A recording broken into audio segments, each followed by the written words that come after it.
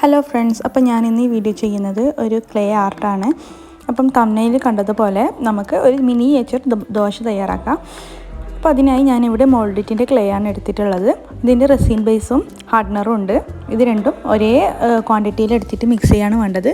ഇത് ഞാൻ മുന്നേ ഒരു വർക്ക് ചെയ്തതിൻ്റെ ബാക്കിയുള്ളത് ഞാൻ എയർ ടൈറ്റ് ചെയ്ത് കണ്ടെയ്നറിൽ വെച്ചതാണ്.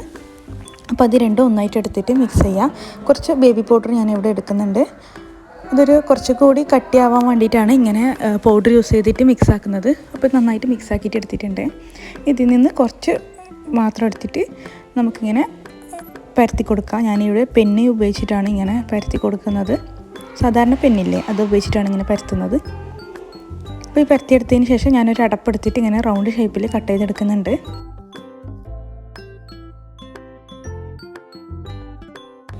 കട്ട് ചെയ്തതിന് ശേഷം അത് സൈഡിലോട്ട് മാറ്റി വെക്കാം. എന്നിട്ട് കുറച്ചും കൂടി എടുത്തിട്ട് ഒരു ചെറിയൊരു പാത്രം പോലെ ഞാൻ ഉണ്ടാക്കുന്നുണ്ട്. ഒരു ചെറിയൊരു ഉരുളെടുത്തിട്ട് അതിൽ ഞാൻ പെയിൻറ്റ് ബ്രഷിൻ്റെ അടിഭാഗത്തോട് കുറച്ചിങ്ങനെ ഒരു കുഴി പോലെ ആക്കി കൊടുത്തിട്ട് കുഞ്ഞു പാത്രം ഉണ്ടാക്കുന്നുണ്ട്. അപ്പോൾ അതാക്കിയതിന് ശേഷം നമ്മൾ നേരത്തെ ആക്കിയതിൻ്റെ മുകളിൽ ഇങ്ങനെ വെച്ച് കൊടുക്കാം. ഇതുപോലത്തെ 2 പാത്രം ഞാൻ ഉണ്ടാക്കിയിട്ട് അതിൻ്റെ മുകളിൽ ഇങ്ങനെ വെച്ച് കൊടുക്കുന്നുണ്ട്. അതിനുശേഷം ബാക്കിയുള്ളതിന് കുറച്ചും കൂടി എടുത്തിട്ട് ഒന്നിങ്ങനെ പരത്തി കൊടുക്കാം. കുറച്ചും കൂടി ഇങ്ങനെ വലിയ വട്ടത്തിൽ പരത്താം. എന്നിട്ട് അതിന് ശേഷം ഞാൻ ഒരു ടൂത്ത് പിക്ക് ഉപയോഗിച്ചിട്ട് ഇങ്ങനെ ഡോട്ട് ഇട്ട് കൊടുക്കുന്നുണ്ട്. ദോശക്ക് ഇങ്ങനെ ആവി കയറുമ്പോൾ പിന്നെ കുറച്ച് കുഴികളുണ്ടാവില്ലേ, അതാണ് ഞാനിങ്ങനെ വരച്ചു കൊടുക്കുന്നത്. ഫുള്ളായിട്ട് ഇങ്ങനെ കുത്തിട്ട് കൊടുത്തതിന് ശേഷം ഇത് ദോശ മടക്കി വെച്ച പോലെ ആക്കിയിട്ട് വെക്കാം. എന്നിട്ട് 2 പാത്രത്തിനകത്തേക്കും നമുക്ക് കുറച്ച് ക്ലേൻ്റെ ഇട്ടിട്ട് ഇങ്ങനെ ഒന്ന് കുത്തി ഇതാക്കി കൊടുക്കാം. എന്നിട്ട് ഇതൊന്ന് ഉണങ്ങാൻ വെക്കാം.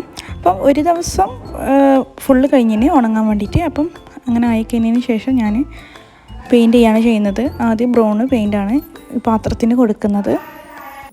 ഡാർക്ക് ബ്രൗണാണ് നമ്മൾ ഇവിടെ കൊടുക്കുന്നത്. അപ്പം ഇത് സൈഡിലും അടിയിലും ഫുള്ളായിട്ട് ഇതൊന്ന് കവർ ചെയ്ത് കൊടുക്കാം.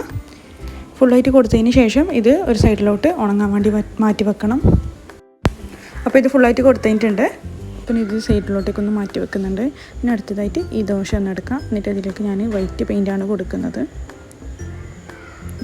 എന്നിട്ട് ഈ സൈഡിൽ ഇങ്ങനെ ഇതിൻ്റെ കരഭാഗത്ത് ഇങ്ങനെ മുരിഞ്ഞ് കാണുന്നത് പോലെ കാണിക്കാൻ വേണ്ടിയിട്ട് ഞാൻ ബ്രൗണും വൈറ്റും മിക്സ് ചെയ്തിട്ട് ഇങ്ങനെ ഒരു ലൈറ്റ് ബ്രൗൺ ഷെയ്ഡാക്കിയിട്ട് ഒരു സ്കിൻ ടൈപ്പിലെ കളറാക്കിയിട്ട് സൈഡിൽ ഇങ്ങനെ കൊടുക്കുന്നുണ്ട്.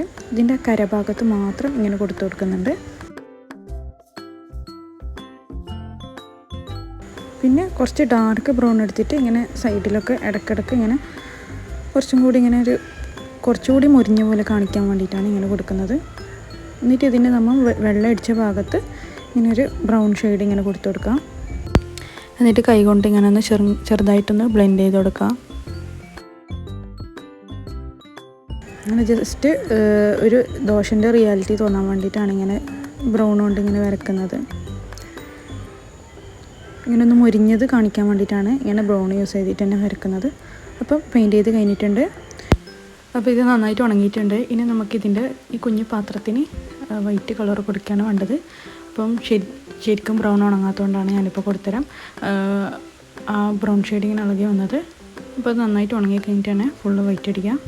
അപ്പോൾ വൈറ്റ് പാത്രം കൊടുത്ത് കഴിഞ്ഞിട്ടുണ്ട്. ഇനി നമ്മൾ ഒരു പാത്രത്തിൽ ഗ്രീൻ ചട്നി പോലെയാണ് ക്രിയേറ്റ് ചെയ്യുന്നത്. അപ്പോൾ അതിനൊരു ഗ്രീൻ കളർ കൊടുത്തിട്ട് മറ്റേതിൽ സാമ്പാറാണ്. അപ്പം അതിൽ ഒരു സാമ്പാറിൻ്റെ ഒരു ബ്രൗൺ കളർ അങ്ങനെ കൊടുക്കുക. എന്നിട്ട് അതിൽ ഇങ്ങനെ പച്ചക്കറിയൊക്കെ കാണുന്ന രീതിയിൽ ഇങ്ങനെ കുറച്ച് റെഡിനോടും ഗ്രീനോടൊക്കെ ഇങ്ങനെ സാമ്പാറിൽ ഡോട്ട് ഇട്ട് കൊടുക്കാം.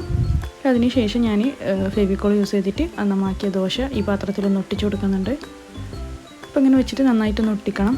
അതിന് ശേഷം പിന്നെ ഞാൻ ആക്കുന്നത് ഈ ചട്നിയിലും സാമ്പാറിലും മുകളിലായിട്ട് പിന്നെ കുറച്ച് ഫെവിക്കോൾ ഇങ്ങനെ ഇതാക്കി കൊടുക്കുന്നുണ്ട്.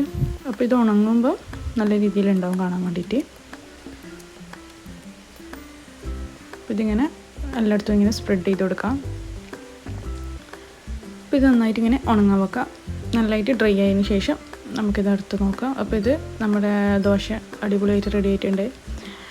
നല്ല ഫ്രിഡ്ജ് മാഗ്നറ്റായിട്ടൊക്കെ യൂസ് ചെയ്യാൻ വേണ്ടി പറ്റുന്ന ഒരു കുഞ്ഞ് ദോശയാണ്.